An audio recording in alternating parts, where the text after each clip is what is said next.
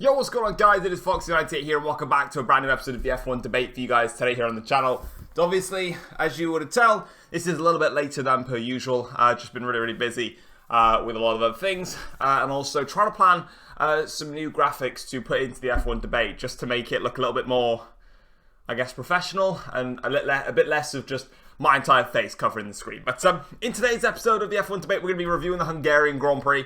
Probably won't take me as long as the Austrian Grand Prix, because not gonna lie, it was really boring.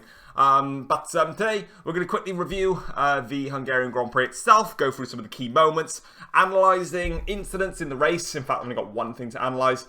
And then just quickly showcasing a bit of news about one of the incidents, and then the other ones. I've just done like a very long run, so I'm kind of out of breath, but I could have done this another time, but who cares? Anyway, if you end up enjoying today's video, drop it a like, subscribe if you're new around here as well, and let me know what you thought of the Hungarian Grand Prix in the comment section down below. But the action for the Hungarian Grand Prix started off on the way to the grid with Max Verstappen locking up and then spinning into the barriers. Then they managed to change some parts on the car. I think it was a push rod.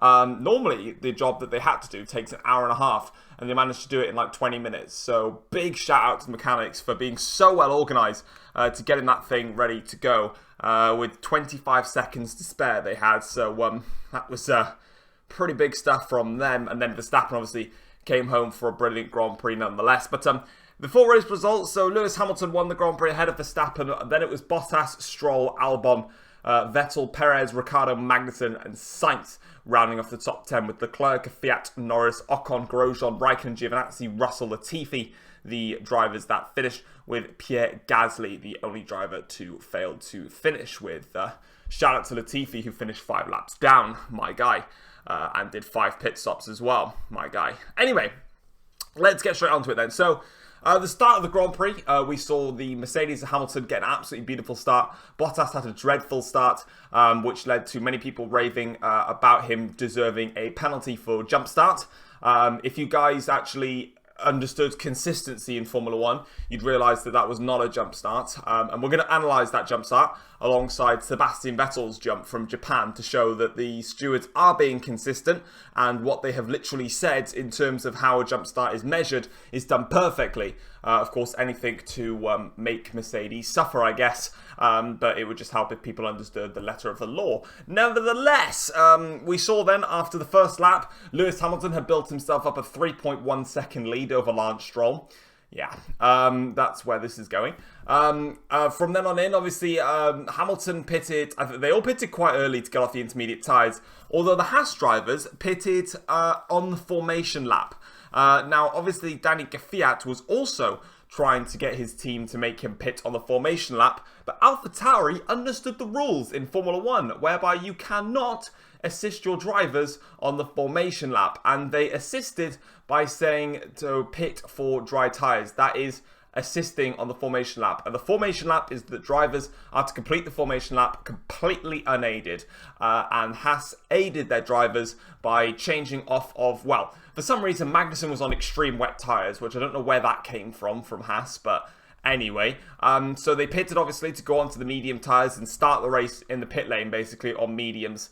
Obviously AlphaTauri were trying to say to Kvyat without basically giving it away, because obviously he was saying that, you know, Magnussen and Grosjean were going to pit, and he said Magnussen boxed as well. And AlphaTauri were like, no, we've got to stay out. And what they couldn't literally say, this is against the rules, we'll get a penalty for it, because then Haas would have been like, oh, we'll get a penalty for this. But in the end, I'll tell you what, it probably annoyed AlphaTauri a little bit, because even though Haas did get a 10-second time penalty for both drivers for illegally starting the race, although in general you could kind of argue and say that they got away lightly, and I'll explain what I mean by that very soon. But yeah, I mean, AlphaTauri probably kicking themselves a little bit, because they got off with only finishing in P12, when if they did the start like Haas did, they probably may have actually got points from it. But it is what it is.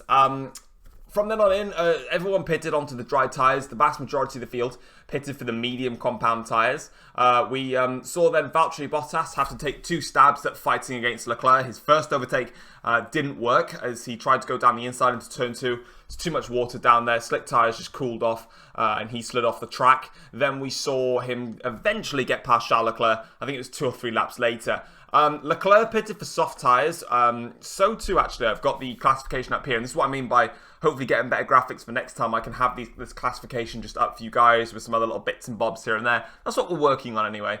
But Leclerc pitted for soft tyres. So did Danny Kvyat in the AlphaTauri, as along with Giovinazzi, Russell, and Latifi and Gasly. All of them pitted for the soft compound tyres at their stop. The soft tyre was not a race tyre. It was really, really poor. It just grained really, really quickly. And that kind of just gives an indication as to what the race could have been like had there not been any intermediate tyres necessary. And if it was just a dry race but kind of cool, like the conditions that we saw. Because it meant that everybody would have started on those soft tyres from what have been the 2 Ferraris down.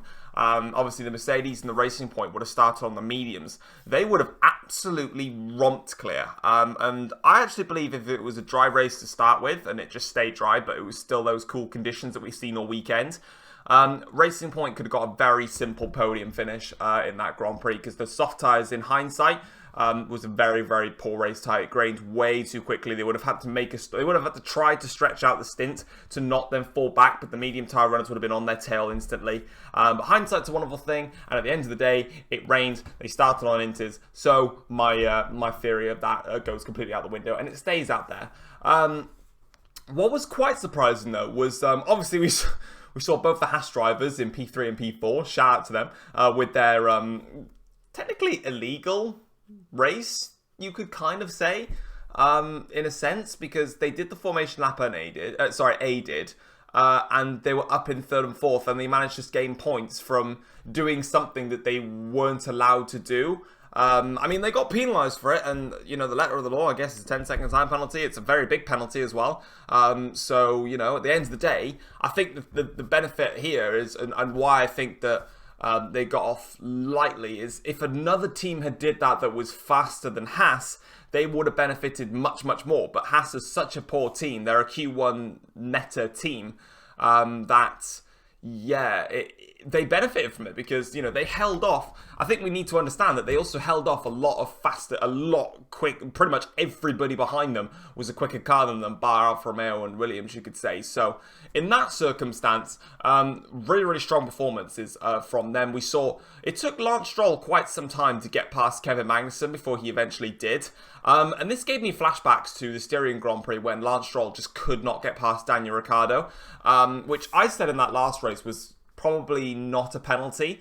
I reversed that statement. I think it was a penalty now looking back at it. Even the stewards have now confirmed that they would have judged that differently, which I find really, really annoying, especially for Renault, even though they're the ones, you know, blasting all the protests out at Racing Point, and then to realise that Racing Point got past him when, to be honest, he didn't even make the corner and he got in front of him. So for me, I actually probably would have given it a penalty, but we're not talking about that. We're talking about Hungary here today. Took him a while to get past, and we're seeing that a lot. If he wants to, you know, if he wanted to build that gap to Bottas, you know, he probably should have done a little bit more. But in saying that, as I'll look in the classification very, very shortly at the end, it didn't make a single difference, Bottas versus Stroll.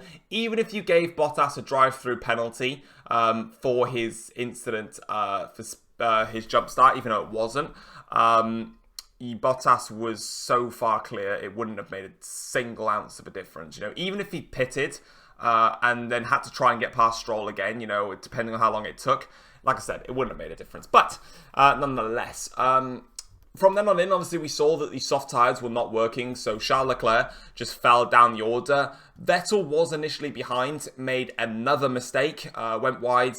Albon came through. Took Albon a couple of laps to sort out an overtake on Leclerc. Eventually, though, he made it stick on Charles. Charles, for some reason, then tried to defend against Seb, I guess, because Seb's not staying in the team next year. But it was an unnecessary bit of defense. But Vettel, in the end, got past Leclerc. Leclerc held off the other little train of cars because it came a Leclerc train, with I think it was Albon, Vettel, Ricardo, Perez, and Sainz were all involved in the little melee of, yeah, just being in a train. Eventually, then Leclerc pitted for the hard tyres, and he went all the way to the end of the Grand Prix. I think he did 50 laps on those hard tyres, so they were knackered by the end. And we'll find that out a little bit later on.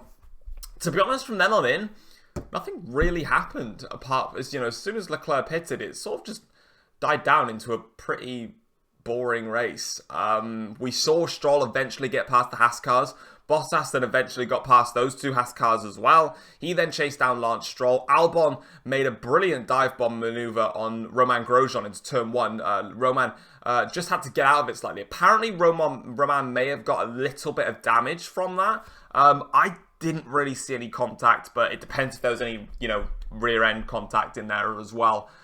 Which may have unsettled him slightly on that front. But yeah, really bad race from Grosjean. He clearly went off the cliff with his tyres just more than K-Mag. Maybe whatever damage that there potentially may have been cost him more time than we thought, but Kevin Magnussen drove an absolutely sensational race. He held off so many other cars that were faster than him. I mean, he finished in front of Sainz, Leclerc, Fiat, Norris, Ocon. Out of those lot, they all should be in front of him, but he put up a stellar drive. He fought the battles that he didn't need to fight. He just got out of the way. It was like Lance Stroll finally got close enough, and he just went, fine, go through. I'm not going to fight you. Bottas, not going to fight you. He just ran his own race, and his pace was really, really good. Granted, he got a very big amount of help from Leclerc, holding up the drivers behind him, because Leclerc was just hit the cliff with those soft tyres because they were absolutely awful. Ferrari admitted at the end of the race that they gambled on expecting more rain to come and them to go back onto inters. It didn't work because the rain never came. But shout out to Vettel in that Grand Prix. It didn't get picked up on the in the actual race, but I believe if you watch the Hungarian Grand Prix team radios video, it gets put onto there. So the team called him in and boxed for soft tyres, and Vettel basically just said, no, don't you think we should box for mediums? It stopped raining now. And they were like, okay, box for mediums. The only downside, I think, for Ferrari was that they decided they could have let Vettel out much, much earlier than what they did. And they lost a hell of a lot of time from that. And crucially, it probably cost them P5 for 100%. There was a lot of things that cost Vettel P5 in that Grand Prix. He made 2 mistakes when he was in front of Albon, and then he had a very, very bad pit stop the first time around when they went onto the medium compound tyres. And then Albon, he drove a great race. Albon came back for the field. Apparently there was an investigation for the Red Bull mechanics blowing the water off of his grid slots. Red Bull apparently proved that they didn't. I mean, the leaf blowers were left on, so how is that legal, I guess? I mean, whatever Red Bull did to prove it, they proved it, so why are you going to argue against it? I mean, no one's protested against Red Bull, which is kind of a shock, because Red Bull have protested against everything so far. But there you go. But yeah, credit to Albon, in qualifying, he was absolutely awful. The car was not working. He was complaining about being put out in traffic, etc. And I don't know, he was just miserable. But in this race, he did a great drive. He had a great drive. Had a good start, which was crucial. Lots of people had bad starts in the race. Albon had a good start, though. He got the freedom of just passing Vettel quite simply. I believe he probably gained some places as well in the pits. He made a great move on Romain Grosjean. Started P13, finished P5. You cannot complain with that. I still believe there's a lot of work to do for Albon, and he's definitely still under pressure in his Red Bull seat. But we know what he can do. My biggest problem is he can't, his recovery drives are great, But the problem is when he's not on a drive that's for recovery, he finishes in the same place anyway because he can't get any further up. He just manages to recover to where he always finishes. To me, personally, I just don't think it's good enough. But there you go. Perez. P7 for Racing Point. Bad weekend in general for Perez. He looked on the up on Friday. He said that he had a lot of dizziness during Saturday's qualifying and FP3, which lost out to Lance Stroll. I mean, if he did have severe dizziness during that qualifying session, how he managed to finish like 2/100ths of a second behind Stroll or whatever the gap was, it was less than a tenth, is pretty mesmerizing. But in the race then, he made a mistake which wasn't shown on TV. What a shock. Where he nearly put it in the wall. Yeah, not a great weekend for Sergio Perez. I was watching Autosports. I didn't realize they did it, but they did they do a driver ratings video. Where I think it's Jess and Alex, they do a driver ratings, or Alex rates the drivers and Jess pretty much questions Alex as to why he gave the ratings. They were talking about, whether Lance Stroll would be, that race weekend would finally put to bed the debate of whether Lance Stroll is not a paid driver and that he, deserves his place in Formula One. It definitely doesn't put the debate to bed. But what it does do is allow Lance Stroll to build on this now. We can't base everything off of one race weekend, because if you're basing it off of this weekend, you're saying that Hamilton is unstoppable, Verstappen is amazing, Bottas is terrible, Stroll had a great race. You're saying that Leclerc is awful because he finished down in P11. You can't base everything off one race weekend.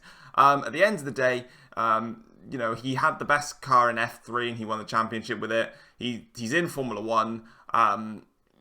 In terms of the comparison versus him and Perez, the score in qualifying is 19-5 in Perez's favour. And in terms of points, Perez has double the points that Stroll has achieved when they're teammates. So still arguably, Perez is a better driver. In terms of this whole pay thing and all that debate put aside, yes and no. Yes, he's still, pay to win in a sense. He's like FIFA pay to win, because he's had one solid weekend. He needs to have consistent week after week after week good weekends.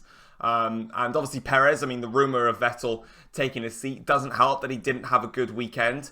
But it's all about bouncing back. If Stroll can now keep this momentum going and can finish in the top 6, you could say. And if you think about it, Red Bull are probably a little bit better, I guess. I don't think that they are, but if they can start finishing, in between, Red Bull and themselves, so in the top between 4th and 6th, you could arguably say that that's good enough. That's where the car is meant to be. But what they need to do now is be consistent, and that's what Stroll needs to be. If you can't build up that consistency, then the debate will just roll on forever and ever and ever, and that's my point about it. Whereas Perez, not only can he be consistent, he can bounce back and he can overachieve, such as the Styrian Grand Prix, where he overachieved, whereas Stroll failed to achieve, and unfortunately got an unfair overtake on Ricciardo. So regarding that debate, it'll roll on, but this is a good weekend for him, and you need to give credit for that. He didn't really put a foot wrong, had a great qualifying session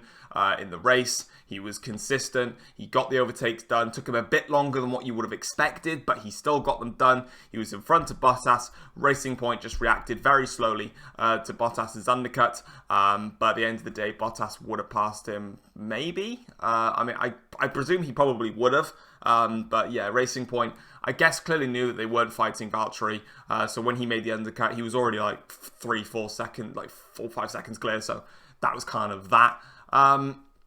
And then, yeah, what was quite surprising this weekend, McLaren, very much off the pace this weekend. Even in qualifying, they didn't look that quick. I quite like the post-qualifying with Lando Norris when he was on Sky, because they were talking about Mercedes-Benz engines next year. He literally just raised his eyebrows and winks. And he was like, I've got to be careful of what I say. I found that quite funny. Yeah, McLaren, like I said, are going to be a very, very strong force next year. But this weekend kind of showed a couple of weaknesses within their car. Norris had a bad start, and around the Hungaroring, it's so hard to overtake. That Renault power unit as well isn't exactly very good. It's very poor. So that didn't really help him out. Sainz had a much better race. Again, lost out a little bit, probably due to the pit lane just being crazy. Made contact with Latifi, 100% Latifi's fault. Williams' fault, should I say. Nothing wrong with Latifi. Williams sent him out. And then obviously Sainz sort of made his way through. Had a great wheel-to-wheel scrap with Leclerc. Of course, them two being teammates of Ferrari next year. They had a great scrap between each other. Sainz obviously had much fresher tyres, and he came home in P9 after Magnussen's penalty. But not a good weekend for them. Renault had a so-so weekend. Ricciardo had a good recovery from, I think he started P11, I want to say, in qualifying, and he finished in P8. I was in agreement with Martin Brundle that I felt like he probably could have done a bit more in the race than he did. When he fitted for the fresher hard tyres, I think he had. No, he had fresh mediums, looking at the classification. So yeah, fresh mediums versus Perez's slightly worn hards. I thought he would have closed them down. I know the Racing Point is is a very, very fast car, but still, I thought he could have done a bit more than that. But, you know, it's still a great race for Ricciardo. Ocon with a very meh race. P14 didn't really make any impact in the Grand Prix itself. Apparently he had another bad start. But yeah, just not good enough really for him. Alfa Romeo, they sort of just, pretty dire race, 16th and 17th. I mean, Raikkonen finished in front of Giovinazzi. They both finished in front of the Williams cars, which does go to show and pretty much prove that the Williams car is by far is still the worst car on the grid. Not necessarily in qualifying, but in race trim, the Williams car just doesn't have the pace. I mean, Raikkonen did 2 stops in the Grand Prix, which helped him out. Giovinazzi did 3 stops. Again, Russell had to do 3 stops, you know. They made the mistake, the Giovinazzi, the 2 Williams cars, to go onto those soft tyres. Latifi had one of the weirdest strategies I've ever seen. He did 5 stops in the Grand Prix. He went from inters to the softs, which got punctured, so that's fair. Medium tyres, soft tyres, hard tyres. What were they doing? How on earth do you go from inters to soft, medium, soft, hard? Like, what have you done to your tyres, Latifi? Do you know how to tyre manage, or are you just a bit drunk in the head? I get, right, going from, he was going to do either a 3 or 4 stop, okay, depending, because of course he punctured his soft tyres. But if you've pitted for the medium compound tyres, how can you not take the mediums and do what everybody else did in the race, which was inter, medium, hard? That's literally what everybody did in the race. How do you go from inter to medium, soft, hard? I don't understand. Yeah, whatever. Gasly in the AlphaTauri, a weekend to forget for him.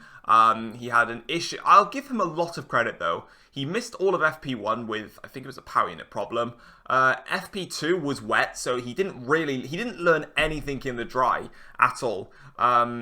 Saturday, then FP3, decent FP3 qualifying, got through to Q3, had some issue, they couldn't fix it, he couldn't run in Q3, and then he retired with a gearbox problem, which AlphaTauri confirmed was a gearbox problem in the race itself. That was a nightmare weekend for Gasly, sorry about that, and obviously we will see him hopefully in Silverstone refreshed. Obviously we've got a 2-week break now, which is unusual. We don't, last time we had that was a long time ago. But yeah, that's pretty much the race classification there. In terms of the Drivers' Championship now, Lewis Hamilton does lead the championship. He's on 63 points with Bottas on 58. Verstappen is on 33 points ahead of Norris, 26. Albon, 22. Perez, 22. Leclerc, 18. Stroll, 18. Sainz 14, Vettel on 9, and then the Constructors' Championship moving a little bit further upwards, wherever on earth it is. Here it is. Mercedes-Benz 121 points, Red Bull 55, McLaren 41, Racing Point 40, Ferrari on 27, Renault on 12, AlphaTauri on 7, Alfa Romeo 2, Haas 1, Williams none. Feel bad for Williams. They're probably going to get beaten by Alfa and Haas, and this is their best opportunity to beat them. But hey ho, it is what it is. So yeah, that's pretty much the race review side of things. So what we're going to do now is we're going to go over to my editing software and analyze that jump start because people complained about it, and quite frankly, you shouldn't be. Okay then, so welcome back to the Analysis Center, I'm going to call it now from now on because it just sounds cool. And as you can see, I have brought up 3 clips to basically prove that Valtteri Bottas's jump start was not a jump start and pretty much agreeing with what the steward said. So Michael Massey, and there's a video on F1.com, so if you want to watch what he said, he basically said the same thing as what we're going to do now, apart from the fact I'm going to analyze it.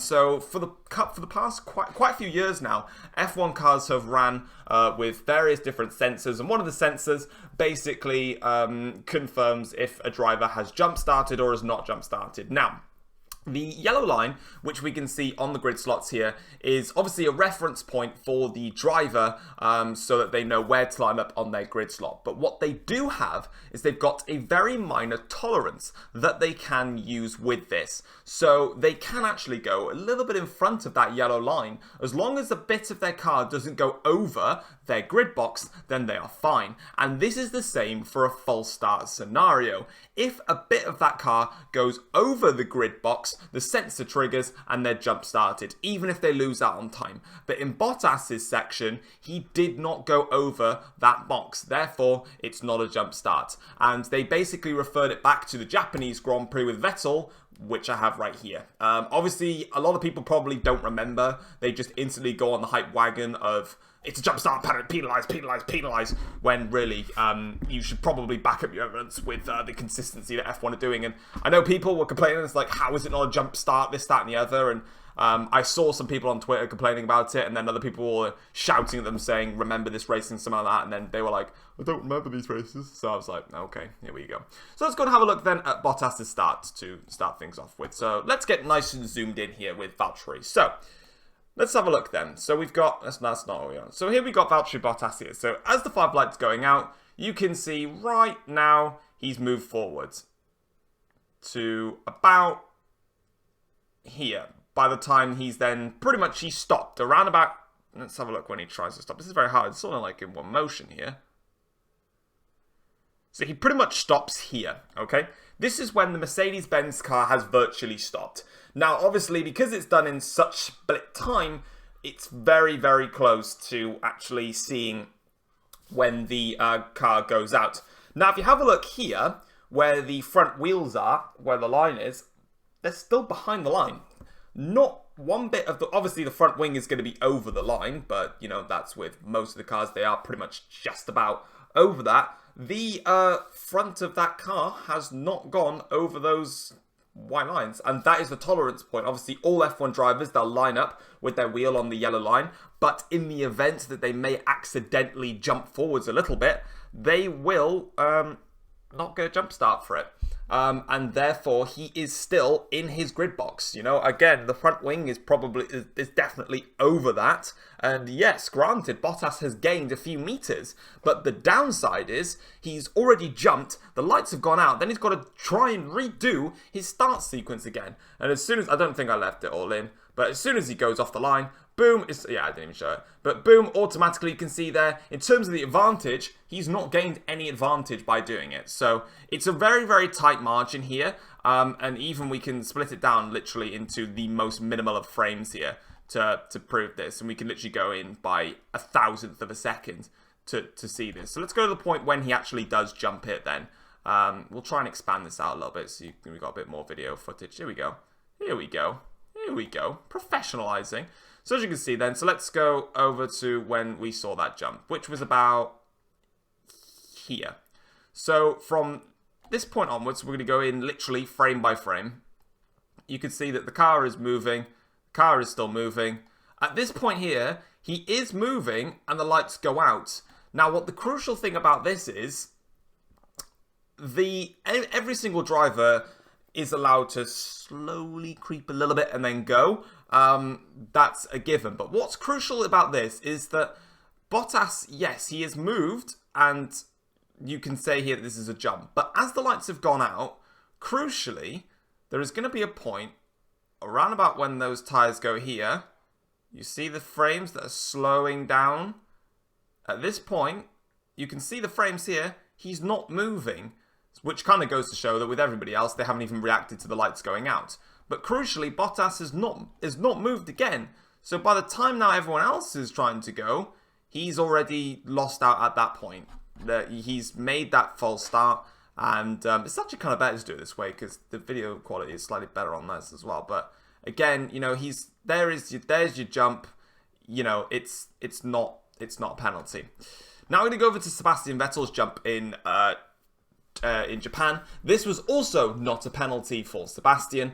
Let's forward this one across. So pretty much we'll show this one in normal speed. So here he goes, and it's a boop and then a jump. There you go. So he made a clear move on the start there. So to any Ferrari fans out there, because I know there's a few that were asking me about it and complaining that I'm biased towards Mercedes. If you'd like to be biased and call Vettel's a jump start, then by all means. But otherwise, no.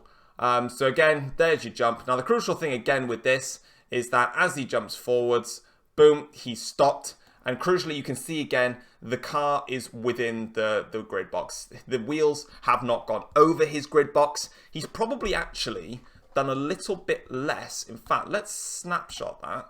I think that's actually kind of nice. So that's where he initially ended up jumping. Whereas with Bottas, that's further forwards. So that's pretty much where Bottas kind of fully stopped. About there, I'd say. So if we take a snapshot of that, compare that with that one. So if we get this one up, you can see this is the gap that Vettel's got between him and his pit box there. And then that's the gap there that Bottas has got. They are virtually identical. You could say Bottas probably had about a couple of centimetres more than what Sebastian had. But at the end of the day, that's where they were from then on in. And at the end of the day, they both lost time from it. Seb's start, which we can see here, was pretty poor. Jump, stop, done. And Bottas got a lightning reaction. We remember this start quite well. Bottas just flies on through, and that's him, job done. And then again, Bottas here, he got a lot... He got away with it a lot worse than what Seb did because it was wet. So he had to try and quickly rush his start in damp conditions. So then when he did, obviously, there's his little jump and then gone. And he's already lost time there. And he's just shot down the order. Lap 3 of the Grand Prix. Comparing this then to Kimi Raikkonen, this is Russia 2019. Again, like I said, if I'm going to analyse these incidents, I want to back up my points. And I'm doing so just here. So this is Raikkonen on his grid slot. You can see the yellow line is just there. So he's actually gone a little bit behind his grid box. He could probably go a little bit further forwards than this. As soon as the 5 lights go out, boom, he's gone way over his grid box. And that is where the sensor is triggered because he's gone over his grid box. And he got, I believe, a 10-second time. I can't remember what he got for that. But as you can see, this is his... It's very hard to see the grid box in Russia. They're a lot thinner than the ones in Hungary and in Japan. In Japan and Hungary, they're slightly easier to see. Hungary's actually got some slightly... better grid boxes. Anyway, there's the grid box you can see there. As he then jumps, that's the end of the grid box here. You see this white line there. There's the grid box here. So if he goes in front of that, then he's already jumped that. And you can see that. There's the end of the grid box. So at this point here, Kimi has already fully jumped the start because he's gone way past his own grid box. And then boom, and then the lights go out, and then he goes boom. He still lost out from it, but at the end of the day, he went over the grid box. Whereas with Sebastian Vettel and Valtteri Bottas, despite the fact that they did jump forwards, and yes, it was, you can still say it as a jump, they still remained within their own grid box, which meant that the sensor was never triggered. And that's exactly what Michael Massey said about the entire situation. And then the last thing to go about, there's my information on that. The last thing to go about is, again, regarding Renault and Haas summoned to the stewards. Ignore that piece because they got penalised for driver aids, obviously on the formation lap. Renault have protested Racing Point again. Of course, they're celebrating that. I need to go away from that. And as you can see, meanwhile, Renault have also protested the legality of the Racing Point RP20 for a second time in as many races after Lance Stroll and Sergio Perez finished the Hungarian Grand Prix P4 and P7 respectively. Renault issued the statement the Sunday evening. We can confirm that the Renault DP Formula One DP World F1 team has submitted a request to the stewards of the event for the clarification of the legality of the Racing Point RP20. We have no further comment on this matter until the stewards have arrived at a decision. Now, you're probably thinking to yourselves, why have Renault protested this again? What's the point? They've already protested against it. Now, what Renault are doing is they are protesting against the legality of the Racing Point RP20 in every single Grand Prix up until a decision has been made. Because if Renault protested against the RP20 only at the steering Grand Prix, and they were shown to have illegally copied the brake ducts from Mercedes-Benz, then Racing Point most likely would have been disqualified from the Styrian Grand Prix. However, because nobody protested against the brake ducts at the Hungarian Grand Prix, it meant that, you know, it doesn't matter. The brake ducts were illegal, but nobody protested against them. I mean, someone would have probably done so anyway afterwards. What Renault are doing in this circumstance is they're going to be protesting every single Grand Prix that Racing Point are running those brake ducts in. So if those brake ducts are found illegal, in all of the races that Renault went ahead and protested against them in the brake ducts, they would have their positions secure. That does obviously mean that the Austrian Grand Prix, round number 1, there would be no form of issues, as nobody protested against them in that race. However, if the brake ducts are found to be illegal and they were running them at the Austrian Grand Prix, there is absolutely no doubt that a protest would go ahead for them to be disqualified from that Grand Prix. So Racing Point, basically Renault are covering their own tails, so that if they were shown to be illegal in these races and they prove that, they've protested their result in every single race and they can get disqualified from every single race. So that's kind of where they're going with that. But anyway, guys, that is going to wrap it up for today's episode of the F1 debate. I hope you guys have enjoyed it. If you have, feel free to drop it a like and subscribe to the channel if you're new here as well. I really do appreciate all the love and support you've been showing on the F1 debate recently, and hopefully you guys